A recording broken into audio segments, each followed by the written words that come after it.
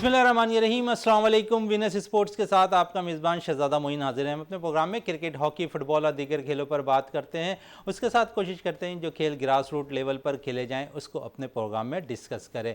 पाकिस्तान और England cricket team के दरमियान जो है छठा T20 मैच खेला गया, जहाँ पर छठे मैच में जो है इंग्लैंड टीम ने कामयाबी हासिल की 8 विकेटों से, जहाँ पर हमने देखा कि बड़ा ज़बरदस्त बैटिंग का मुजाहरा किया। ख़ासकर इंग्लैंड के ओपनर्स ने 6 ओवर जो पावर प्ले होते हैं उसका भरपूर तौर पर जो है इस्तेमाल किया इंग्लैंड क्रिकेट टीम ने। और हमने देखा कि जहां पर पाकिस्तानी बैटर्स एक अच्छा स्कोर करने में ज़रूर कामयाब हो गए थे। 169 रन ज़रूर पाकिस्तानी बैटर्स ने बना लिए थे और 170 रन का टारगेट इंग्लैंड क्रिकेट टीम को दिया था। और उसमें हमने देखा कि पाकिस्तानी बॉलर्स ने गो के थोड़ी सी बॉलिंग ज़रूर अच्छी की, लेकिन दूसरी तरफ अगर हमारे जो है इंग्लैंड के बैटर्स की बात करें तो जिस तरह उन्होंने 15 ओवर्स के अंदर जो है स्कोर को पूरा किया, ये भी एक पाकिस्तानी फास्ट बॉलर के लिए सवालिया निशान है, क्योंकि पाकिस्तानी फास्ट बॉलिंग इस वक्त दुनिया की नंबर 1 बॉलिंग अटैक कहला रही है। और इस बॉलिंग अटैक जो है अगर T20 क्रिकेट के अंदर 15 ओवर्स में 170 रन टारगेट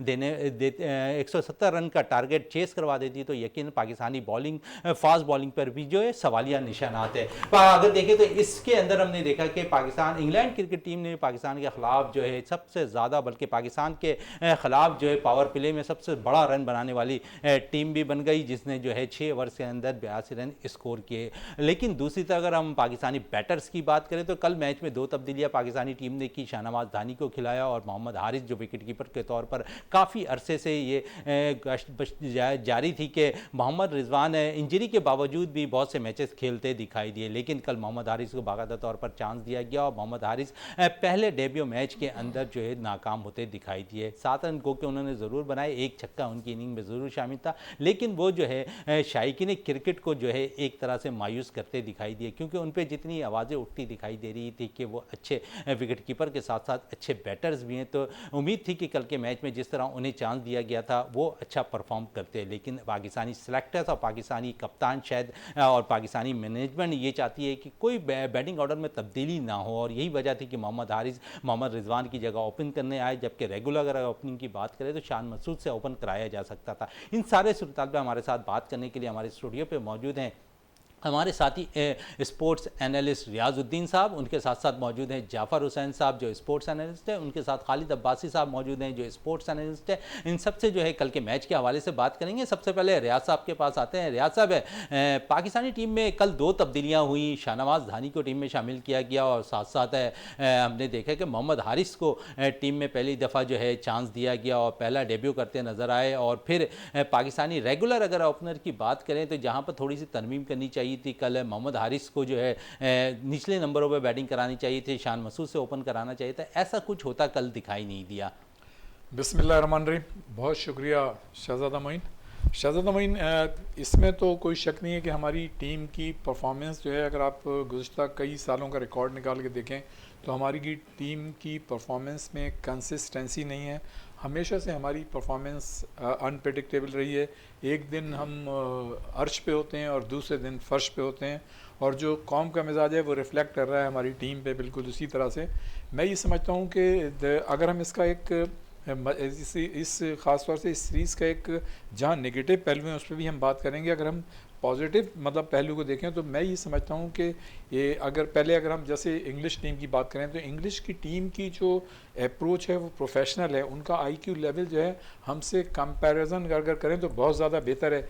इसी तरह से उनकी जो एक्सपर्टीज़ हैं, आप ये देखें कि उन्होंने हमारे इस पाकिस्तानी जो कंडीशंस थी उनमें वो पूरी तरह से एडजस्ट हो गए और बिल्कुल उसी के मुताबिक जो है उन्होंने परफॉर्मेंस पेश की, और वो मैच जिस अंदाज से मतलब निकालने में कामयाब रहे, जीतने में कामयाब रहे, तो वो उनकी उस प्रोफेशनल अप्रोच का रिफ्लेक्शन है जो उन्होंने कामयाबी हासिल की।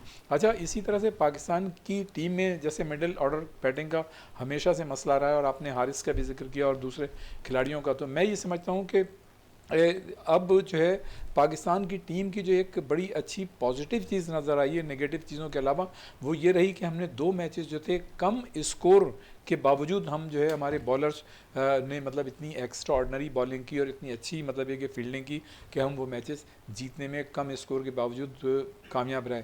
लेकिन अगर आप सिर्फ कल के मैच से मुतालिक बात करेंगे तो मैं ये समझता हूँ कि जैसे इंग्लिश बैटर्स ने जब उनकी मतलब बैटिंग कर रहे थे तो उन्होंने 3 ओवर्स में 50 रन बना के पाकिस्तानी जो बॉलर्स थे उनके मतलब कि उन्होंने परफॉर्मेंस में पानी फेर दिया।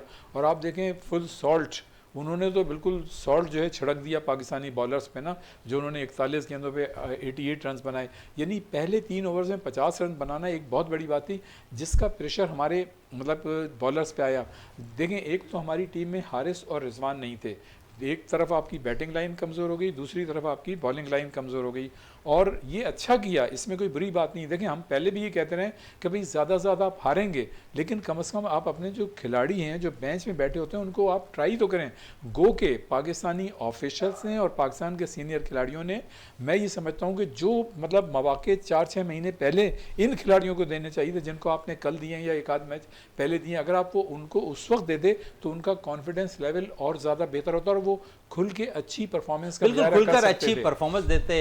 जाफर साहब 199 रन, 221 रन और फिर 15 ओवर में कल 170 रन, कैसा देखते हैं बॉलिंग अटैक को? देखिए बॉलिंग अटैक तो आपको पता है कि एक्सपोज हो ही जाता है हमेशा से।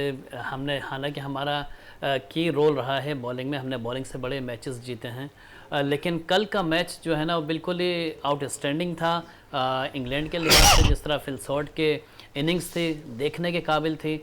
आपने बिल्कुल उन्होंने 88 रन्स बनाए, लेकिन दूसरी तरफ अगर आप देखें बाबर आजम ने 87 रन्स बनाए जो कि उन्होंने 20 ओवर्स पूरे खेले, लेकिन फिल शॉर्ट ने मेरे ख्याल में 13वें या 14वें ओवर तक जो है ना उन्होंने 82 रन्स बना के मैच का पांसा पलट दिया था। तो इसमें कोई शक नहीं है कि हमारे बॉलर्स बहुत ज़्यादा पिटे हैं। अब वही बात है कि जिस तरह रियाज भाई ने कहा कि पहले चांस दे देते, पहले आजमा लेते तो ज़्यादा बेहतर था, बजाय कि इसके कि जब आप फाइनल की तरफ जा रहे हैं, आप इख्तितामी मराहिल में जा रहे हैं जहाँ पे आप देख सकते हैं कि अगर आप कल पूरी स्ट्रेंथ के साथ चले जाते कल के मैच में तो मेरे ख्याल में सीरीज़ हमारे नाम हो जाती।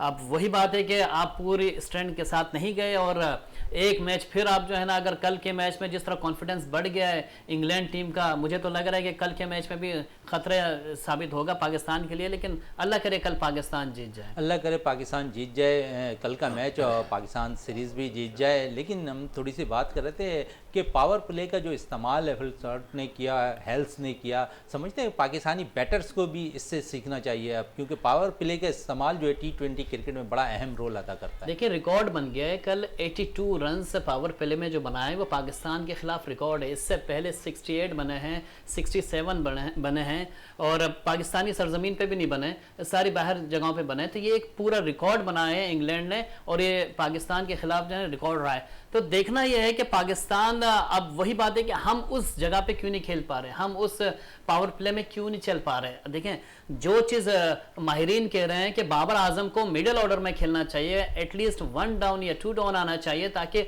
ओपनर जो है ना वो जाके जारहाना खेल खेलें। क्या हमारे पास ऐसे ओपनर्स नहीं हैं जो दायरे का सही से इस्तेमाल कर सकते हैं, या हमारे पास अब रिजवान अगर नहीं है तो उनका मुतबादिल कोई ऐसा नहीं था जिसको वहां पे उस पोजीशन पे भेजते और आउटस्टैंडिंग इनिंग्स खेलता, उस दायरे का फायदा उठाता।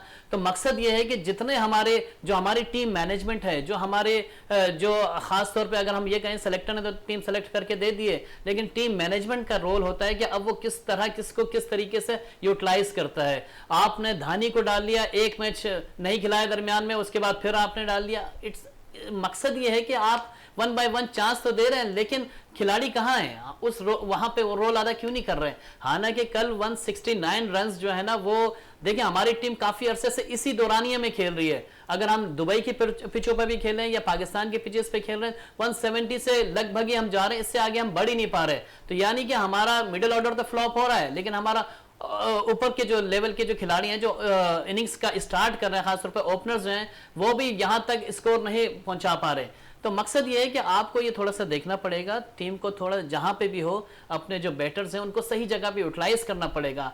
टीम का कॉम्बिनेशन जो है ना वो सही से बनाना पड़ेगा, वरना इसी तरीके से हम 160 से ऊपर नहीं जा सकते। 160 से ऊपर नहीं जा सकते। खालिद अब्बासी साहब है, कल जब मैच खत्म हुआ उसके बाद प्रेस कॉन्फ्रेंस की बाबर आजम ने, तो उनका कहना था कि जो हमने 10 से 15 रन कम स्कोर किए, उसके साथ साथ फिर जब हम फील्ड पर गए तो उस वक्त गेंद जो है थोड़ी सी गीली होती दिखाई दी। क्या समझते हैं कि अपने होम क्राउड और होम एडवांटेज पे आपको सब चीज़ों का इल्म होता है, उसके बावजूद जो है एक्सप्लेन करना इस चीज़ का, समझते हैं कि कप्तान को जेब देता है? देखिए, पहली बात तो ये कि जब आप चैंपियन होते हैं तो फिर ये टॉस, ये चीज़ें मैटर नहीं करती। हाँ, ओस फैक्टर है, लेकिन पिछले मैच में वो ओस फैक्टर नहीं था, इस मैच में हो गया। 10-15 रन अगर कम भी थे तो वो भी चेज़ हो जाते। बात है कि आपके पास बॉलिंग अनएक्सपीरियंस थी। जब वो 14.3 ओवर में चेज़ कर रहे थे तो आपके 10-15 रन भी वो ले लेते थे अगले एक ओवर के अंदर।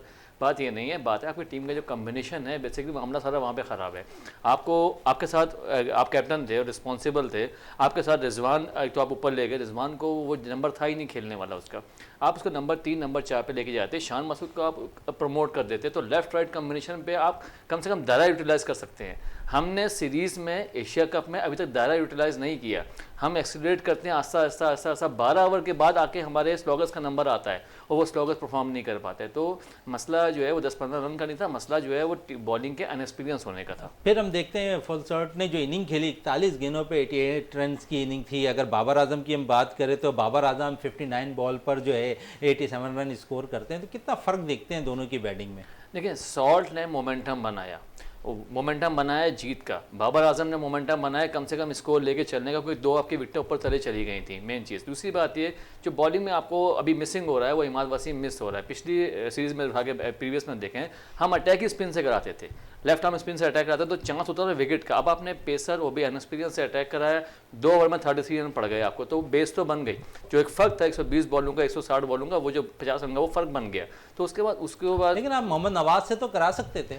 तो मोहम्मद नवाज से तो आपने एशिया कप के फाइनल में नहीं कराया, जहाँ 15 ओवर के बाद अब मोहम्मद नवाज जो हाईएस्ट विकेट टेकर था वो आपने उसको 15 ओवर के बाद यूटिलाइज़ किया। तो यहाँ तो आप इस पर एतबार ही नहीं कर रहे। देखिए, मैंने वही पहले भी अभी है कि बाबर आजम को थोड़ा सा बोल्ड लेना पड़ेगा, थोड़ा सा स्टेप लेना पड़ेगा कि मैंने अब थोड़ा सा एग्रेसिव। देखिए, आपको रन वैसे ही पड़ रहा है, विकेट वैसे ही नहीं मिल रहा, आपका मिडल परफॉर्म नहीं करता, थोड़ा सा आपको बोल्ड स्टेप लेके एक्सपेरिमेंट करना पड़ेगा जो पाकिस्तान टीम के मफाद में हो। पाकिस्तान टीम की मुफाद में। रियाज साहब है, अगर हम देखें तो इनफरादी इनिंग की अगर बात करें तो मोहम्मद रिजवान और बाबर आजम बड़े रन करते दिखाई देते हैं। बाबर आजम T20 क्रिकेट के अंदर जो है तेज़ तरीन 3000 रन भी मुकम्मल कर लिया कल उन्होंने। तो समझते हैं कि उन्होंने विराट कोहली के रिकॉर्ड को भी बराबर किया है। तो कैसा देखते हैं अब विराट कोहली और बाबर आजम की इनिंग, क्योंकि बाबर ने कम मैचेस में जो है ये रन स्कोर किया? देखिए, इसमें तो कोई शक नहीं, और मतलब ये कि इस चीज़ को हर न सिर्फ आईसीसी रिकग्नाइज़ कर रही है, पीसीपी रिकग्नाइज़ कर रही है, बल्कि हर शायक जो है उसको रिकग्नाइज़ कर रहा है कि बाबर आजम ने बहुत ही कम अरसे में मतलब विराट कोहली की जगह जो है वो ली है, और बहुत ही अच्छी। नो डाउट कि विराट कोहली ने भी अब जिस वक्त तो फुल फॉर्म में थे और वो वापस से फॉर्म में आ गए, उनकी भी परफॉर्मेंस एक्स्ट्राऑर्डिनरी। लेकिन ये कि बाबर आजम को हम सल्यूट करते हैं उनकी बैटिंग परफॉर्मेंस पे। इसी तरह रिजवान ने जिस तरह से मतलब ये कि कीपिंग भी की उन्होंने, और साथ साथ उन्होंने जो है अच्छी बैटिंग का मुजाहरा किया और अपने आप को एक बड़ा बैट्समैन उन्होंने साबित कर दिया।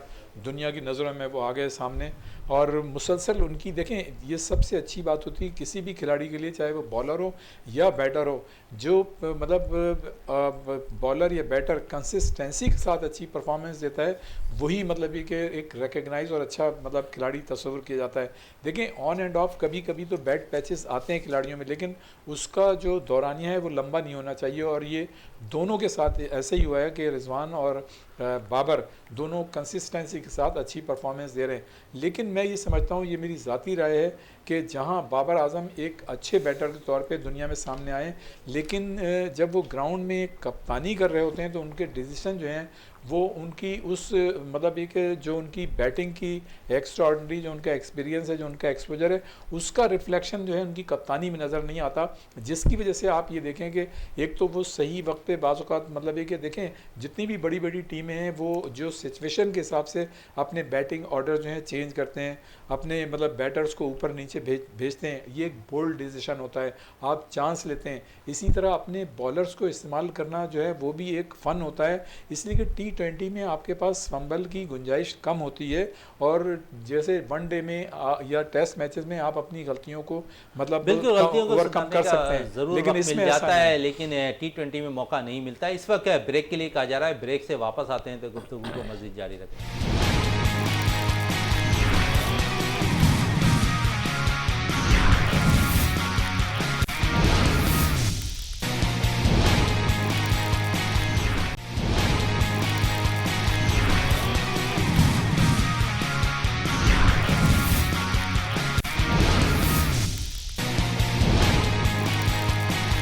वक्फे से पहले जिस तरह बात हो रही थी ओपनर्स की, तो बाबर आजम और मोहम्मद रिजवान के हवाले से रियाज साहब कह रहे थे, रियाज साहब दोनों के अगर कम्बिनेशन की बात करें तो काफ़ी रन्स दोनों प्लेयर्स ने किए एक साल के अंदर। इनफरादी कारकर्दगी भी दोनों की अच्छी रही है, टॉप रैंकिंग में भी दोनों मौजूद हैं।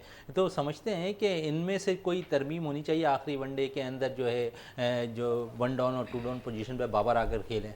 देखिए, मैं ये समझता हूँ शहजादा, चूँकि ये वर्ल्ड कप के मैचेस तो हो नहीं रहे, एक तो आप 4-6 महीने लेट हो गए, ये सारी एक्सरसाइज आपने करनी थी बहुत पहले, लेकिन अगर आप लेट भी हो गए हैं तो कम से कम आप रीशफलिंग तो कर सकते हैं, अपने ही बैटर्स हैं उनको आजमा सकते हैं, आप शान को ऊपर भेज सकते हैं, आसिफ को भेज सकते हैं, आप ट्राई तो कर सकते हैं। आपको आखिर ऐसा कौन सा खौफ है कि आप जो है मतलब अपने जो बैटर्स हैं उनको क्यों नहीं आगे पीछे करके अपना रहे हैं? तो मैं ये समझता हूँ ये बड़ी लिमिटेड थिंकिंग है। आपको जो है वसीउ नज़र होना चाहिए। आप मतलब क्रिकेटर हैं, आप स्पोर्ट्समैन हैं, आप जब तक चांस नहीं लेंगे आप उस वक्त तक अच्छी परफॉर्मेंस नहीं दे सकते। बोल्ड डिसीजन जरूर लेना चाहिए था बाबर आजम को, इसमें तो कोई शक नहीं। देखें रिजवान और जिस तरह से बाबर आजम खेल रहे हैं उनकी अंडरस्टैंडिंग जो है बड़ी डेवलप हो गई है, उनका मतलब एक ये दोनों का जो कॉम्बिनेशन है वो भी बड़ा अच्छा हो गया, इसमें तो कोई शक नहीं है। लेकिन अगर आप अपने बैटर्स को, दूसरे बैटर्स को ट्राई करें टीम के मफाद में, टीम की मतलब ऑन द होल परफॉर्मेंस के मफाद में, तो आपको वो कर लेना चाहिए। मैं जो अभी बात कर रहा था वक्फे से पहले, वो मैं ये कह रहा था कि इसमें तो कोई शक नहीं है कि बाबर आजम ने दुनियाई क्रिकेट में बहैसियत बैटर अपनी क्लास जो है शो कर दी है, लेकिन जब आप उनको बहैसियत कप्तान ग्राउंड में देखते हैं तो वो हम जो उनसे तवक्को रखते हैं, जिस तरह से वो नंबर 1 बैट्समैन है, तो वो नंबर 1 कप्तान जैसी कप्तानी नहीं कर रहे। मतलब मैं जो बात कर रहा था अभी पहले, वो ये कह रहा था कि T20 में आपके पास गलती की एक तो गुंजाइश नहीं होती, और उसको फिर मतलब एक ओवरकम करने का भी आपके पास चांस नहीं होता। तो आपको सही वक्त पर सही डिसीजन लेने होंगे, बॉलर्स के हवाले से जरूरत है। जाफर साहब है, जिस तरह बोल्ड डिसीजन की बात हो रही है, हमने एक बोल्ड डिसीजन इंडिया के खिलाफ लिया, हम मोहम्मद नवाज़ को ऊपर बैटिंग करने के लिए भेजा और उसने परफॉर्म किया। क्या अभी हमने देखा इस सीरीज़ के अंदर हमारे ख़िलाफ़ जो है काफ़ी बड़े रन स्कोर भी हुए, तो समझते थे कि मोहम्मद नवाज़ को एक दफ़ा फिर ऊपर नंबरों पे चांस दिया जाता ताकि कभी हमें ऑस्ट्रेलिया या सैफ अफ्रीकी सीरीज़ न्यूजीलैंड में जो है ऐसी ज़रूरत पड़ जाए जहाँ पर हमें 200+ रन स्कोर चेस करने हो, तो वहाँ मोहम्मद नवाज़ जाकर कुछ कर सकें। देखिए, ये जो 6 मैचेस हुए ना इंग्लैंड के ख़िलाफ़, इसमें कोई ऐसी नई चीज़ हमें देखने को नहीं मिली पाकिस्तान की जानिब से, किसी को यूटिलाइज़ नहीं किया गया। जिस तरह आप कह रहे हैं कि नवाज़ को ऊपर भेज देते, कोई शफलिंग की जाती है। वैसे यही प्रैक्टिस मैच थे ना आपके एक तरह से वर्ल्ड कप के हवाले से, तो इसमें शफलिंग की जाती तो ज़्यादा बेहतर होता है कि आप किसी को कहीं पे इस्तेमाल कर रहे होते, किसी को किसी जगह इस्तेमाल कर लेते। अभी आपका कोई प्लान नहीं है कि हम किस अटैक से जाएंगे। आपने नवाज से भी अटैक करवाया यहाँ पे इंग्लैंड के खिलाफ, आपने धानी से भी करवाया, आपने हारिस से भी करवाया। तो मकसद ये है कि किस अटैक के साथ आप जाएंगे। असल तो ये देखना पड़ेगा कि हमारी बॉलिंग में कितना दम है, क्या वो रोक सकती है इतने बड़े स्कोर को जो कि आगे बढ़ रहे होते हैं, 200 तक स्कोर जा रहा होता है। क्या स्कोर रोकने के काबिल है हमारे बॉलिंग अटैक? क्या शॉन टैट इस तरह की प्लानिंग दे रहे हैं कि ऑस्ट्रेलिया में जो पिचेस होंगे उस पर किस तरह की बॉलिंग होगी? शॉन टैट के हवाले से बात कर लें जाफर साहब, बड़ी अच्छी बात आपने कही थी शॉन टैट के हवाले से। उनका कल एक प्रेस कॉन्फ्रेंस है जब उन्होंने की, तो उनसे जब साफ़ी ने सवाल किया कि आप हमेशा जो है जब पाकिस्तानी टीम बड़े ऐसे मैचेस हारती है तो आपको भेज दिया जाता है प्रेस कॉन्फ्रेंस में, वो ये कहते हुए नजर आए, क्या कहेंगे इस पर? देखिए, बात ये होती है कि जब पोजीशन ख़राब होती है ना, तो टीम मैनेजमेंट का कोई खिलाड़ी है, कोई मैनेजमेंट का ही बंदा आता है। इससे पहले कराची में आपने देखा कि सकलैन मुश्ताक आए थे, उन्होंने जो है ना वो अल्लाह रसूल की बातें करके वो चले गए, कोई जेन्युइन रीज़न नहीं दिया कि हमारी शिकस्त के असबाब क्या थे। अब जिस तरह शॉन टेट को भेज दिए, उनसे हम क्या पूछेंगे बॉलिंग ने कितने रन्स दे दिए। तो मकसद ये था कि शॉन टेट ने भी ठीक कहा, जो उनकी मालूमात थी, जिस तरह के पाकिस्तानी मीडिया को हैंडल करना था उन्होंने ठीक किया। मकसद ये होता है कि मीडिया को खामोश करवाना होता है टीम मैनेजमेंट की जानिब से, कि कोई उंगली ना उठाए, अब शिकस्त हो गई है ठीक है, कोई ज़्यादा आवाज़ें ना बुलंद करें। तो उन्होंने अपने जो है ना वो एक बंदे को भेज देते हैं किसी भी टीम मैनेजमेंट के, ताकि वो उनको बता के आ जाए। होता यह है कि जो कप्तान होता है, जो असल में कोच होता है, वो ज़्यादा बड़ा जिम्मेदार होता है टीम के शिकस्त का। होती तो पूरी टीम मैनेजमेंट है, लेकिन ज़्यादा जिम्मेदारी किस पे आती है? कप्तान पे आती है या फिर कोच की आती है। कोच ने, क्योंकि अब आना सकलैन मुश्ताक को चाहिए था असूलन, वो तो आए नहीं। अब बॉलर्स में आपने नए बॉलर्स का आजमाया है, आपने वसीम, हालांकि वसीम ने बहुत अच्छी बॉलिंग की, जो उसकी स्पीड थी, जो उसकी लेंथ थी, बहुत अच्छी थी, लेकिन चूंकि फिल शॉर्ट ने जो है ना वो नमक मिर्च खा के आए थे, तो उन्होंने खूब धुनाई लगाई है, उन्होंने किसी को नहीं बख्शा। तो यही बात है कि धानी को क्या सिखा रहे हैं। अब उन्होंने पहले कराची में एक बड़ा अच्छा स्पेल कराया था, बड़ी अच्छी बॉलिंग कराई थी, लेकिन लाहौर जाके वो बिल्कुल ही ठुस हो गए। तो ये सारी चीजें देखनी पड़ेंगी कि हमारे बॉलर्स आगे जाके क्यों फेल हो रहे हैं, आप मुस्तकिल मिजाजी क्यों नहीं आ रही उनमें, ये चीजें देखनी पड़ेंगी। बिल्कुल ये चीजें देखनी पड़ेगी जी रियाज साहब। उसकी वजह ये भी थी कि जिस तरह से मतलब कि ओपनर्स ने ऑस्ट्रेलिया के शुरू में, यानी 3 ओवर्स में उन्होंने 50 रन बना लिए, तो हमारे नए जो बॉलर्स थे वो जाहिर है प्रेशर का शिकार हो गए और हम नफसियाती तौर पर बिल्कुल नफसियाती दबाव का शिकार हो गए। खालिद अब्बासी साहब, जिस तरह हमारी PSL होती है उस दौरान जो है फुल सेट की बात करें, एलेक्सल हेल्स की बात करें और उसके बेन टेक की बात करें, तो इन तीनों प्लेयर्स की अगर हम बात करें, ये पाकिस्तान आकर PSL भी खेलते रहे, उनका एक्सपीरियंस शायद आप समझते हैं कि इससे सीरीज़ के अंदर ज़्यादा काम आया, क्योंकि तमाम ही जो प्लेयर्स PSL में खेलते हैं इंग्लैंड के, तभी तमाम ही प्लेयर्स ने जो है स्कोर किया। ये बड़ी अहम चीज़ होती है किसी भी मुल्क की कंडीशन का। तो जिस तरह जितनी जल्दी ये कंडीशन से ये लोग हम हुए हैं, उन्होंने विकेटों को रीड किया है, ग्राउंड को रीड किया है, तो वो मतलब एक बड़ी अच्छी चीज़ थी, पॉजिटिव पहलू था ये इंग्लैंड की क्रिकेट टीम का। और जैसा वो अगर PSL खेलें तो हमने भी उन्हें रीड किया, हमारे बॉलर्स ने भी उन्हें रीड किया हुआ, लेकिन वो चीज़ हम डिलीवर नहीं कर पाए। और वो डिलीवर क्यों नहीं कर पाए? क्योंकि ये अप्रोच का फ़र्क है। अप्रोच मैनेजमेंट पर पैदा करती है टीम के अंदर कि आपने किस अप्रोच से ग्राउंड में उतरना है, कप्तान पैदा करता है। तो वही वाली बात है कि आपको आपके पास वीडियो एनालिस्ट मौजूद है, पूरा कोचिंग स्टाफ मौजूद है, फिर आप इन प्लेयर्स के सामने बॉलिंग कर चुके हैं मुख्तलिफ लीग्स के अंदर, PSL के अंदर, तो आपने इनको किस तरह रीड किया, आपने कितना आसानी से जो है अपनी बॉलिंग के ऊपर 170 चेस करा दिया। तो यहाँ पे फिर वही वाली बात है कि अल्टीमेटली आपके पास जाता है भी वही कोच के ऊपर है और कप्तान के ऊपर है कि वो किस अप्रोच से टीम को लेके चल रहे हैं। आप जितना मर्जी रीड कर लें, अगर आपका अप्रोच पॉजिटिव नहीं है और आप जो है थोड़ा सा बोल्ड स्टेप नहीं करते, थोड़ा सा एग्रेसिव नहीं आते हैं, तो फिर किसी भी बैट्समैन को पकड़ना आपके लिए मुश्किल होगा, आसान नहीं है। बिल्कुल, किसी भी बैट्समैन को पकड़ना बड़ा आसान होता है। जाफर साहब, थोड़ी सी बात हम रेसलिंग के हवाले से कर लें। पाकिस्तान के अंदर मुल्तान में 59 रेसलर जो है पाकिस्तान आ रहे हैं, इस हवाले से क्या कहेंगे? और फिर हम देखते हैं कि जापानी मारूफ रेसलर अनोकी इंतकाल कर गए, क्या कहेंगे उनके हवाले से? क्योंकि एक बड़ा झाड़ा पहलवान के साथ उनका बड़ा ज़बरदस्त मुकाबला रहा, मोहम्मद अली के साथ बड़ा ज़बरदस्त मुकाबला रहा, क्या कहेंगे उनके हवाले से? बड़ा दिलचस्प, अनोखी जब यहाँ पाकिस्तान आए थे बड़ा दिलचस्प वाक़या हुआ था। वालिद साहब हमारे बताते हैं कि वो ख़ुद गए थे मैच देखने के लिए, और दिलचस्प इस सूरत हाल में था कि अनोखी और जब झारा का जब मुकाबला हुआ तो मुकाबला इतना टफ था, इतना दिलचस्प था कि कोई शिकस्त नहीं हुई थी। तो जो अनोखी था उसने जो है ना वो झारा का जब एंड में गले मिलने के बाद उसने इस तरीके से हाथ उठाया कि बजारा तुमने बहुत अच्छा खेला। तो मकसद ये था कि तुमने बहुत अच्छा खेला, उसकी तारीफ की थी। तो भाई हमारी जितनी आवाम थी वो सारी खड़ी हो गई और जारा खुद नाचने लगा कि भाई मैं जीत गया, मैं जीत गया, मैं जीत गया। इस तरह पूरी लोग जो जितने आवाम थे सब जो है ना वो रिंग में आ गए थे। तो जब ये चीज़ सिलसिला हुआ, उसके बाद जब अनोखी अपने वतन गया, जापान जाके जब उससे पूछा मीडिया वालों ने, तो अनोखी ने कहा कि भाई मैं हारा नहीं था, मैच बराबर ख़त्म हुआ है। तो शिकस्त किसी की नहीं होती, बराबरी पे ख़त्म हुआ था। तो उसके बाद सारे BBC वगैरह ने दोबारा से खबर लगाई थी कि मैच जो है ना वो दोबारा होगा, बराबर रहा था। इसी तरह एक वाक़या हुआ था कि जब मोहम्मद अली किले के साथ जब मुकाबला हुआ अनोखी का, तो इस बारे में कहते हैं कि मुकाबले के लिए मोहम्मद अली किले जो था वो मुक्के मारने के लिए खड़ा हुआ होता था, लेकिन जो अनोखी थे वो लेट जाता था और वो लेट के जो है ना वो फाइट कर रहा था। अब वो लेटे जाए तो मारे कैसे? तो उसने जो अनोखी ने जो है ना मोहम्मद अली किले के जो है ना यहाँ पाँव उसका जख्मी कर दिया था, अपने पाँव मार मार के। तो वो भी एक दिलचस्प मुकाबला हुआ था और उस मुकाबले को देखने के लिए कहा जा रहा है कि 32,000 लोगों ने जो है ना उस मुकाबले को देखा था। सबसे ज्यादा फंडिंग उसी से हुई थी। इसके अलावा जो पाकिस्तान में जो रेसलर्स आ रहे हैं, इससे पहले भी ये रेसलर्स आ चुके हैं पाकिस्तान में और बड़े अच्छे मुकाबले हुए हैं। अब देखना यह है कि जो एसोसिएशन, जो फेडरेशन बनी हुई है रेसलिंग की यहाँ पे पाकिस्तान में, हालांकि कोई मुस्तनिद नहीं है, कोई रजिस्टर्ड नहीं है, लेकिन लोग बुलवा लेते हैं और मुख्तलिफ रेसलर्स को बुला के ये इस तरह के एक शो करवा देते हैं। हालांकि ये शो हुआ था 2017 में, 18 में, उसके बाद से जो है ना कोई इतना बड़ा शो हुआ नहीं। हालांकि जो करवाने वाले हैं वो आज अपने दुबई में थे, ज़िशान बशीर साहब, जिन्होंने फर्स्ट टाइम ये करवाया था और पूरी दुनिया से लोगों को लेकर आए थे, खास तौर पे फ्रांस से, अमेरिका से आए थे रेसलर। ये ज़िशान बशीर का ही कारनामा था जिनको सबको लेकर आए थे। आज वो जो ऑर्गेनाइजर हैं वो वहाँ बैठे हुए हैं, अपने फ्रांस में बैठे हुए हैं, तो यहाँ पे है नहीं पाकिस्तान में, ना दुबई में। तो अब ये जो करवा रहे हैं, जिन्होंने कब्जा किया है मुख्तलिफ एसोसिएशन पे, तो ये रिंग ऑफ पाकिस्तान के नाम से, अब ये जो रिंग ऑफ पाकिस्तान करवा रहे हैं, ये समझ में नहीं आ रहा है किन प्लेयर को बुलाएंगे। हालांकि कुछ अरसे पहले, 2 साल पहले भी इन्होंने इस तरह की खबरें नशर की थी और कोई इवेंट नहीं हो पाया था। तो ये इस तरह की खबरें मीडिया में डाल देते हैं, उसके बाद वो इवेंट होता है नहीं होता, क्योंकि स्पॉन्सर्स इसमें दिलचस्पी नहीं लेते, क्योंकि एक दफा वो भुगत चुके हैं कि जिस तरह जो हाल हो चुका है। लेकिन इस दफा भी पब्लिसिटी बहुत ज्यादा हो रही है इसकी।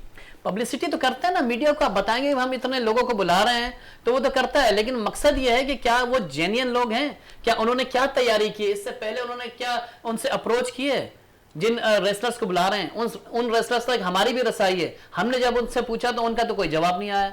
ये अगर कह रहे हैं कि हम करवा रहे हैं तो देख लेते हैं कब तक करवाते हैं। अच्छी बात है, अच्छी बात है कि रेसलर आ रहे हैं। रियाज साहब, आने की बात हो रही है तो पाकिस्तान हॉकी टीम के हेड कोच एकमिन भी आज कराची पहुंच गए और कराची पहुंचने के बाद वो जो है अब्दुल सत्तार हॉकी स्टेडियम गए, जहां पर वो तरबियती कैंप में जो है खिलाड़ियों, अजलान शाह हॉकी का जो कैंप लगा हुआ है वहां पर मौजूद हैं। तो कैसा देखते हैं, यहाँ पर हमने देखा कि कायद-ए-आज़म एयरपोर्ट पर जो है सेक्रेटरी जो पाकिस्तान हॉकी फेडरेशन के हैदर हुसैन ने उन्हें रिसीव किया।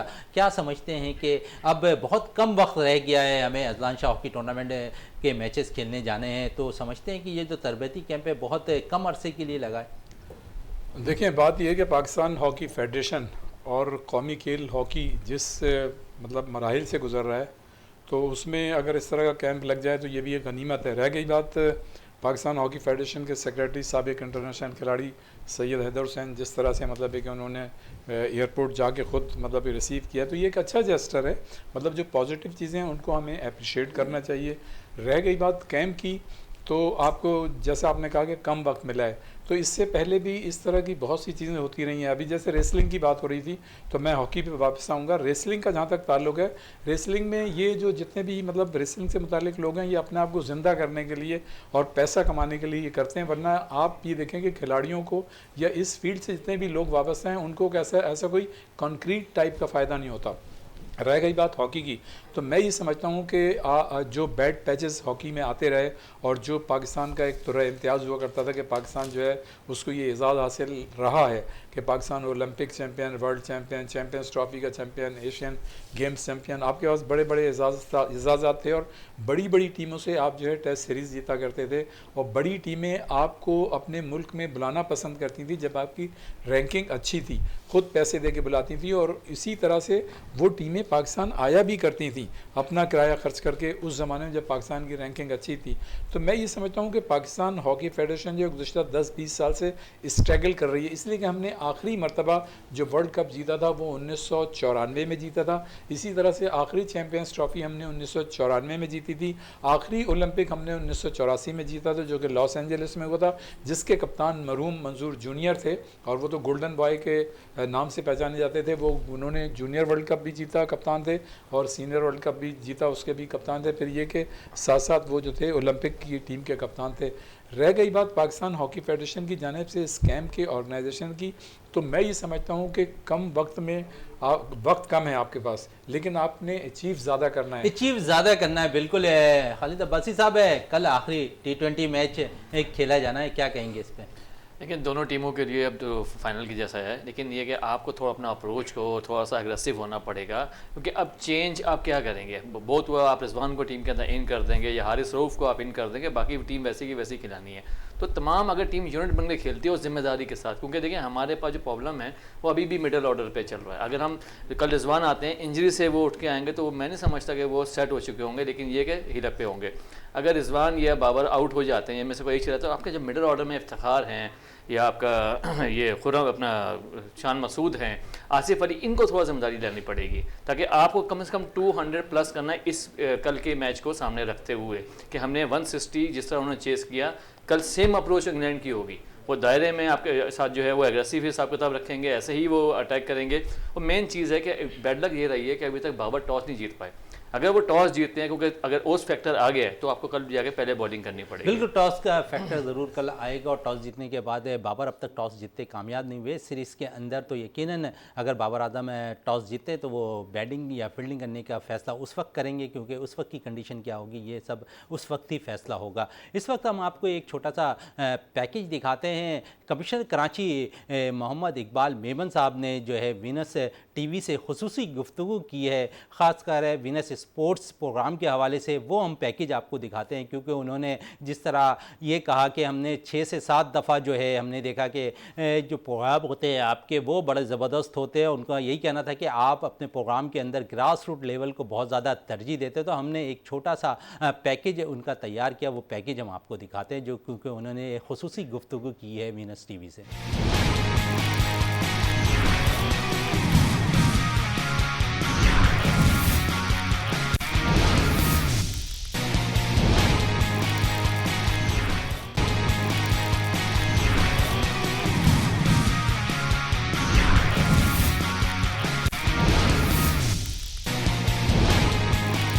पैकेज आपने देखा, इसी हवाले से जाफ़र साहब के पास आते हैं। जाफ़र साहब क्या कहेंगे, कमिश्नर कराची के देखते हैं कि कराची के अंदर जो मुख्तलिफ़ खेल हो रहे हैं उसमें अपना सपोर्ट भी करते नज़र आ रहे हैं, मुख्तलिफ़ ग्राउंड्स को आबाद करते हुए दिखाई दे रहे हैं, क्या कहेंगे उनके हवाले से? देखिए, बहुत अच्छा काम कर रहे हैं कमिश्नर साहब, और इससे पहले जितने कमिश्नर आए हैं नो डाउट उन्होंने भी अच्छा काम किया, लेकिन इनका रोल बड़ा डिफरेंट दिखाई दे रहा है। ये खुद वेन्यू पर मौजूद होते हैं और खिलाड़ियों को बड़ी सपोर्ट करते हैं। इवन ये कि इनके नाम से एक मैराथन रेस हुई थी, उसमें ये खुद भागते हुए दिखाई दिए थे। तो मकसद ये है कि ये सिर्फ एक कमिश्नर के तौर पर सिर्फ आके कुर्सी पर नहीं बैठ गए, बल्कि ये ग्राउंड में नज़र आएंगे, आपको एथलीट्स के साथ नज़र आएंगे, जो कि एक बड़ा अच्छा एक इमेज जाता है। बिल्कुल, बड़ा अच्छा इमेज जाता है। खालिद अब्बासी साहब क्या कहेंगे? देखिए इस तरह के अगर कमिश्नर लेवल के लोग अगर स्पोर्ट्स को इस तरह सपोर्ट करते हैं और इस तरह के इवेंट्स करवाते हैं और उसमें खुद भी पार्टिसिपेट करते हैं, तो ये हमारे यंग आने वाली जो नस्ल है लड़के, उनके लिए बहुत ये चीज़ पॉजिटिव है, क्योंकि जब तक ग्राउंड्स आबाद हैं तो हॉस्पिटल वीरान है। बिल्कुल, ग्राउंड्स आबाद है, अस्पताल वीरान है। क्या कहेंगे रियाज साहब कमिश्नर कराची के हवाले से? बिल्कुल जनाब शहजाद साहब, इसमें तो कोई शक नहीं है, वो तमाम लोग जो हुकूमत से मुतालिक हैं, चाहे वो प्रोविंशियल हो या मतलब वफाकी हुकूमत हो, और उनसे मुतालिक जितने भी बैरोक्रेट्स हैं।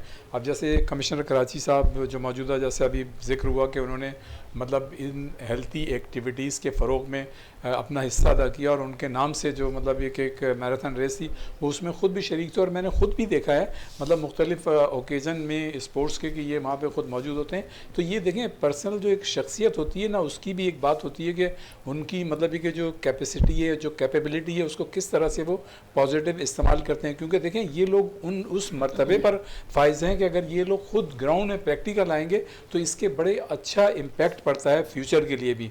तो मैं ये समझता हूँ कि कमिश्नर कराची चाहे वो किसी भी शहर का, और अगर हमारे शहर का, और जिस तरह से वो काम कर रहे हैं, तो ये काबिल तहसीन है और एक बहुत अच्छी मैं एक चीज़ में एक वो तो ठीक है, इनके नाम पे टूर्नामेंट हो जाए या इनका कोई टूर्नामेंट करवा लें, इनको मदऊ कर ले, ये खुद क्या कर रहे हैं? कोई ऐसा टूर्नामेंट या कोई बच्चों के लिए जो नर्सरी लेवल पे होना चाहिए उसमें खुद करवाएं तो ज़्यादा बेहतर नहीं रहता? You are absolutely right, I am with you, बिल्कुल कराना चाहिए। और बच्चों को तो देखें, मैं ये समझता हूँ कि जो नौजवान हैं वो तो अलग हैं, लेकिन जो स्कूल के बच्चे हैं, जो अभी टीन एजर्स हैं, छोटे हैं, उनको मेरे ख्याल से इस उम्र में उनको ज़्यादा इन्वॉल्व करना चाहिए। उसमें सिर्फ आप मतलब कमिश्नर कराची को नहीं कह सकते, उसमें जो हमारा एजुकेशन का डिपार्टमेंट है उसका बड़ा मतलब ये कि रोल होता है, और कमिश्नर कराची और बाकायदा हमारा जो स्पोर्ट एजुकेशन एजुकेशन डिपार्टमेंट है, ये दोनों मिल के मतलब कोऑर्डिनेट करके अगर कोई चीज़ को लेके चलेंगे तो उसका इम्पैक्ट जो है मैं समझता हूँ कि ज़्यादा अच्छा आएगा, ज़्यादा अच्छा आएगा। जाफर साहब है, थोड़ी देर बाद दोबारा क्रिकेट पे आते हैं। मोहम्मद नबी अफगानिस्तान क्रिकेट टीम के कप्तान, उनके बेटे जूनियर लीग में शामिल हो गए, क्या कहेंगे आप? यकीनन एक बड़ा अच्छा इनिशिएटिव है। देखें हमारे जो पाकिस्तान के क्रिकेटर हैं वो लोग उनके बच्चे कहाँ हैं? देखिए बहुत कम ऐसे क्रिकेटर हैं जिनके बच्चे आज मैदान में नज़र आते हैं, वरना हॉकी में कोई ऐसा प्लेयर नहीं है जिसके बच्चे कोई मैदान में नजर आए। तो देखना ये पड़ेगा कि अपने बच्चों को क्यों नहीं लाते वो क्रिकेट में या हॉकी में। अब नबी का बेटा आया और इस लीग में हिस्सा ले रहा है, नो डाउट एक बड़ी लीग हो रही है पाकिस्तान की जानिब से, पूरी दुनिया के खिलाड़ी इसमें शामिल हैं और अच्छी बात है। लेकिन हमारे क्या कोई ऐसी खबर आपको नज़र आई कि कोई पाकिस्तानी क्रिकेटर का कोई बच्चा कोई इसमें नज़र आ रहा हो? हाँ, भांजे भतीजे तो आपको दिखाई देंगे, लेकिन कोई ऐसा दिखाई दिया आपको? बिल्कुल ऐसा नहीं है। इसी पे खालिद अब्बासी साहब से बात करते हैं। खालिद अब्बासी साहब क्या कहेंगे? मोहम्मद नबी इनका बेटा है, जूनियर लीग में शामिल है, तो समझते हैं कि ये एक अच्छा साइन है? ये पहली बात तो ये पाकिस्तान जूनियर लीग का होना ही बहुत अच्छी बात है, क्योंकि आपने PSL तर्ज पे फर्स्ट टाइम जो है वो इस तरह के यंग लड़कों 19 के लिए ऐसी कोई लीग मुतारिफ करवाई। तो इससे ये कि हमारा जो ग्रास रूट लेवल है वो थोड़ा सा पॉलिश होगा, थोड़ा ग्रूम होगा। फिर मोहम्मद नबी के बच्चे का आना मैटर नहीं करता, ये कम से कम ये पॉजिटिव बात है कि हमारी क्रिकेट अभी भी स्टैंडर्ड की है कि वो एक इंटरनेशनल प्लेयर अपने बच्चे को यहाँ पे भेज रहा है, तो इसी वजह से अच्छी है। इसी पे थोड़ी सी बात जाफर साहब से कर लें। यूनुस खान और उमर गुल अफगानिस्तान टीम के साथ रहे, क्या उन्होंने वहाँ पर जज किया है इस बच्चे को? शायद वो इस थ्रू आ रहे हों। देखिए बहुत सारे ऐसे हमारे साबिक प्लेयर हैं जो कि अफ़गानिस्तान टीम की कोचिंग करते रहे और अफ़गानिस्तान के कल्चर से वाकिफ़ हैं, उनके इंफ्रास्ट्रक्चर से वाकिफ़ हैं। तो वहाँ पे उनको मालूम है कि अगर वो ईसा खेल जो नाम है इनका, हसन ईसा खेल, तो अगर उनको वो लेकर आ रहे हैं जूनियर लीग में तो ऑब्वियसली जो है जो राह दिखाई होगी ये हमारी कोचेज़ नहीं दिखाई होगी जो हमारे पाकिस्तान में। हालांकि ऐसा नहीं है कि अफगानिस्तान के अक्सर प्लेयर आपको पेशावर में, बलूचिस्तान में आपको खेलते भी दिखाई देंगे। तो इनको मालूम है कि पाकिस्तान का जो इंफ्रास्ट्रक्चर है ख़ासतौर पर क्रिकेट के लिहाज से बहुत आउट क्लास है और ये लीग बड़े अच्छी साबित होगी जूनियर्स के लेवल। जूनियर्स की क्या कहेंगे रियाज साहब, जूनियर लीग को कैसा देखते हैं? देखें जूनियर की सतह पर जितने भी प्रोग्राम होते हैं, चाहे वो खेल के किसी भी शोबे से ताल्लुक़ रखते हैं, वो एक पॉजिटिव चीज़ होती है। रह गई बात अफ़गानिस्तान की, तो या अफ़गानिस्तान के हवाले से प्लेयर्स की, तो आप ये समझेंगे आजकल उमर गुल जो हैं वो अफ़गानिस्तान की टीम के कोच हैं। और आप ये देखें कि जब अफ़गानिस्तान की टीम ने पाँव पे चलना सीखा था तो वो पाकिस्तान ने ही उनको चलना सिखाया था और वो सारे प्लेयर्स यहीं प्रैक्टिस किया करते थे, यहीं से सीखते थे। यहीं के जो एक्सपीरियंस प्लेयर्स थे उन्हीं से मतलब वो पूरा अपना टिप्स लिया करते थे। और आज इसमें कोई शक नहीं कि अफ़गानिस्तान की टीम जो है अगर एक अच्छी टीम बन रही है और ऑन एंड ऑफ अगर वो अच्छी परफॉर्मेंस का मुजाहरा करती है, तो इसमें हमारे पाकिस्तान के जो खिलाड़ी हैं, जो कोचेज़ हैं, उनका बड़ा मतलब कंट्रीब्यूशन, उनका बड़ा अहम रोल है और उसको आप आउट नहीं कर सकते। रह गई जूनियर की बात, तो जूनियर की सतह पर देखें, जैसे अभी हमारे भाई ने कहा कि जूनियर सतह पे मतलब किसी लीग का होना ही एक बहुत बड़ी बात है। इसलिए कि जो बच्चों की एजेस होती है ना 10-12 साल, यही वो उम्र होती है जब आप मतलब उनको किसी भी खेल की तरफ राग़िब कर सकते हैं। और ये उम्र वो होती है जब बच्चों को आप जो चीज़ समझाएंगे वो हमेशा से उसके लिए असबर हो जाती है। मैं खुद अपनी एक छोटी सी मिसाल यहाँ ज़रूर पेश करूँगा, इसलिए कि वो मरहूम ओलंपियन अब्दुल वहीद खान से मुताल्लिक है। मुझे अच्छी तरह याद है इंटर बोर्ड का कोर्ट बख्तियारी यूथ सेंटर में लगता था, वो हमारी कोचिंग करते थे। और जब उन्होंने हमें उस मतलब इंटर कॉलेजिएट या इंटर स्कूल के दौरान जो उन्होंने हमारी कोचिंग की थी और जिस तरह से हमको हॉकी पकड़नी सिखाई थी और जिस तरह से लेके चलना सिखाया था, वो आज तक हमें याद है। तो वो जो आपकी मतलब एज होती है ना जूनियर एज, सीखने उसमें वो सीखने वाली होती है और उस वक्त की चीज़ें जो है हमेशा असबर होती हैं। तो वो ऐसे जो प्लेयर्स हैं यकीनन वो नाम पैदा करते हैं। जब बिल्कुल इतने ऐसे बड़े प्लेयर कोचेज जूनियर उनके जो साथ है हों। अगर वो इस स्टेज पे सीखे तो यकीनन नाम पैदा करते हैं। जाफर साहब कुछ कह रहे हैं आप? लेकिन रियाज भाई एक चीज़ जो मैंने देखी, पाकिस्तान में जो अंडर 19 खेल के आते हैं ना, उसके बाद इनका गैप बहुत ज़्यादा आ जाता है। तकरीबन 3-4 साल का ऐसा गैप होता है जो बड़ा मसला बनता है पाकिस्तानी प्लेयर्स के लिए जूनियर लेवल पे ख़ासतौर पे। अगर उनको इस दौरानिए में अगर कोई क्रिकेट मिल जाए या कोई ऐसा कोई टूर्नामेंट मिल जाए तो मेरे ख्याल में ज़्यादा बेहतर नहीं है। उसकी वजह यह है, बिल्कुल आपने सही पॉइंट रेस किया जाफर, उसकी वजह यह कि हमारे जितने भी प्रोग्राम, चाहे वो पाकिस्तान क्रिकेट बोर्ड के लेवल पे होते हैं या किसी भी खेल के शोबे की फेडरेशन के लेवल पे होते हैं, उनमें जो है कंटिन्यूटी नहीं होती। आपने मतलब अगर कोई अंडर 16 करा दी है तो फिर अंडर 19 अगर वो टूर्नामेंट कोई हो रहा है तो इसमें इतना फासला हो जाता है कि वो चीज़ कंटिन्यू रहती।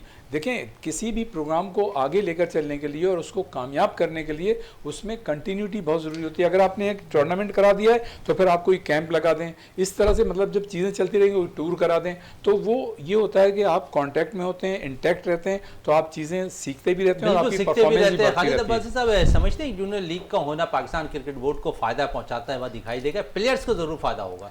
प्लेयर को फ़ायदा होगा, पाकिस्तान क्रिकेट बोर्ड को तो स्पॉन्सर के में जो फ़ायदा हो, लेकिन प्लेयर को फ़ायदा होगा कि वो इस लेवल पर स्क्रीन के सामने खेल रहे होंगे। ऑफ कोर्स वो नेशनल कोचेस के साथ जो है वो अपना बैठे होंगे, ड्रेसिंग रूम शेयर हो रहा होगा, तो उनकी एक बेस बनेगी और यहीं से फिर प्लेयर निकलेगा। बशर्ते है कि नेशनल क्रिकेट जो हमारी एकेडमी है वो उन पर भी वर्क करती रहे, उन्हें पॉलिश करती रहे। उनको पॉलिश कर दिया। आपने भी बात की कि जो कोचेज होंगे उनका फ़ायदा होगा। अब हम देखते हैं कि जो हमारे डोमेस्टिक लेवल से जो कोचेज़ आ रहे हैं वो गैर मुल्की कोचेज़ आ रहे हैं, वो उनके साथ होंगे।